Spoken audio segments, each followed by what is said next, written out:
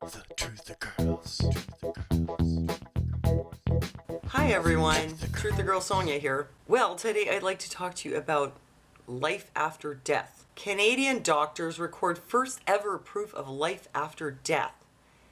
You know what? Look, I read a lot of stuff and I really like to get to the bottom of things. So when I saw this come up, it really piqued my interest because as a Christian, I believe in life after death. And wouldn't that be extremely interesting if science had actually proven it absolutely conclusively? So what does this article actually say? Doctors in Canada have recorded the first ever scientific proof of life after death, claiming that people's brains continue functioning after they are pronounced clinically dead. Researchers from the University of Western Ontario had been monitoring the brain activity and heart beatings of 4 people who were in intensive care after their life support machines were turned off. According to doctors in a Canadian intensive care unit, one patient continued showing persistent brain activity for 10 minutes after their heart had stopped. Look, if you want to see more on this, there's an article in more detail on the Independent. Brain activity appears to continue after people are dead, according to new study. This is a much more accurate headline, because what they're talking about here isn't really life after death. It's residual brain activity after cardiac arrest. As they mention here, the research could have huge medical and ethical implications for things such as organ donation. You know, when it comes to death, it's actually not that easy to determine when someone's dead. Look, I have this book here. This book is called Buried Alive. And why there is an entire book on this is that throughout history, there has been, number one, a great fear of being buried alive, but there have actually been many cases of people being buried alive or waking up in morgues, things like that, you know, worst nightmare. And the issue is that it has never been all that easy to know where is the line between life and death. And of course, with medical and technological advances, it's gotten easier and more specific, but still, it's not perfect. But what determines whether someone's dead is not cardiac arrest itself. I mean, yes, that always happens when you die, but there are people who have cardiac arrest and can be resuscitated. However, once your brain has completely stopped functioning, then officially you're dead by any standard. I, like many people, probably wonder, how thorough are the doctors really when they decide that someone is dead? Brain dead? What you lose when you sign that donor card, giving away your organ, sounds noble, but have doctors blurred the line between life and death? Well, here's a problem with if someone's brain activity continues after their heart is stopped and you think they're dead, but they're not. Well, then if you start taking out their organs and you're assuming they're dead, so there's no anesthesia, you could be causing them pain. Well, that's one problem. Or maybe they're not dead at all. Horror as patient wakes up in New York hospital with doctors trying to harvest her organs for transplant profits. A woman woke up on the operating table while doctors were trying to harvest her organs. And this isn't some fake news. It was covered by ABC and several other news sources. They're not kidding. Right here on ABC News, patient wakes up as doctors get ready to remove organs. Carolyn Burns woke up in a hospital as doctors were about to remove her organs and donate them to patients on the transplant waiting list. Maybe you sign that card and then you go into the hospital and they're dead, you know, unplug. Oh, look, organ donor, you know, so they just unplug you because they figure, oh, well, you're a wreck anyway. Let's give your kidneys to someone who can use them.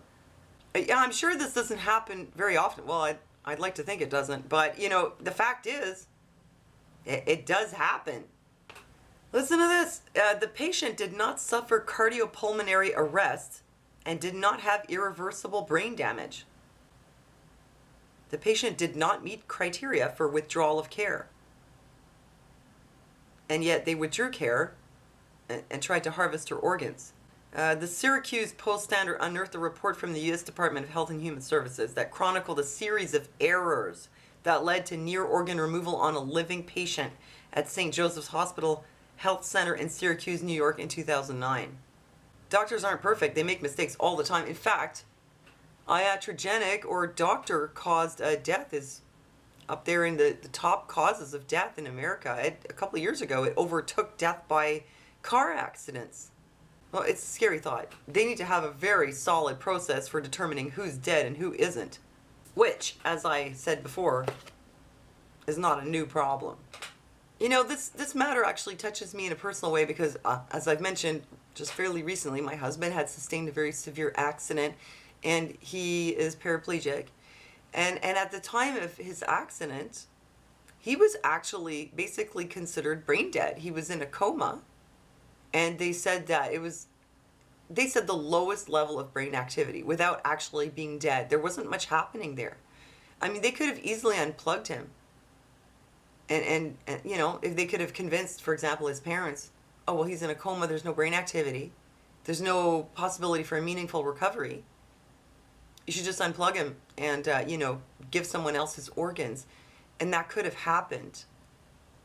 And I'm really glad it didn't, because if that had happened, I wouldn't have my husband or my son.